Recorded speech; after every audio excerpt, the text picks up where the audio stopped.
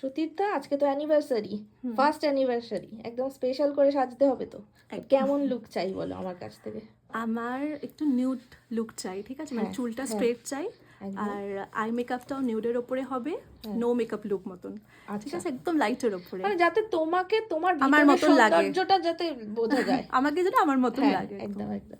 ঠিক আছে, দেখা যাক তোমার লুকটা কেমন হয়। ঠিক আছে। হ্যালো এভরিওয়ান, আমি মেকআপ আর্টিস্ট প্রিয়া এবং আমার একটা নতুন মেকআপ ব্লগে তোমাদের সকলকে স্বাগত। আজকে ছিল আমার স্টুডিওতে একটা অ্যানিভার্সারি মেকআপ।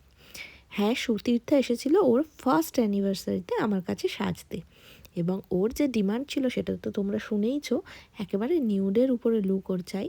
যদিও এখনকার সময় বেশিরভাগ ক্লায়েন্টের ডিমান্ডই কিন্তু নিউড।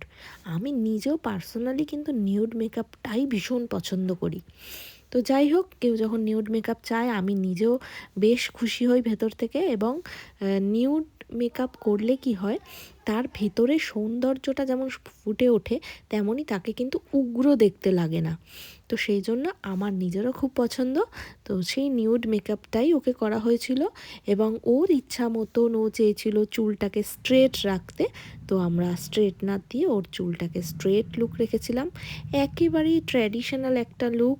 লাল লিপস্টিক, সাথে সিঁদুর এবং লাল ছোট্ট টিপ দিয়ে, যেহেতু আজকে ওর ফার্স্ট অ্যানিভার্সারি, একটা বউ বউ লুকও কিন্তু রাখতে হবে, তাই নিউডের সাথে লাল লিপস্টিকটা ওর পছন্দ মতোই আমরা যদিও দিয়েছি, এবং ভীষণ সুন্দর ওকে মানিয়েছে। কিন্তু তোমরা কিন্তু ফাইনাল লুকটা দেখতেই পাচ্ছ, ওরও ভীষণ পছন্দ হয়েছে। ওর থেকে শুনে নেব ওর কেমন লেগেছে।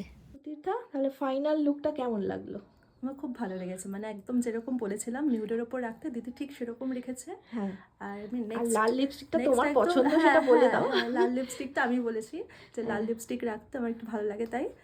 আর একদম নেক্সট টাইম থেকে দিদি একদম ফাইনাল ফাইনাল। তো যাক, তোমাকে খুব মিষ্টি লাগছে। তোমার আজকের দিনের জন্য, তোমার জন্য শুভেচ্ছা রইলো। খুব ভালো কাটুক তোমার আজকের দিন, শুভ বিবাহ বার্ষিকী। Thank you.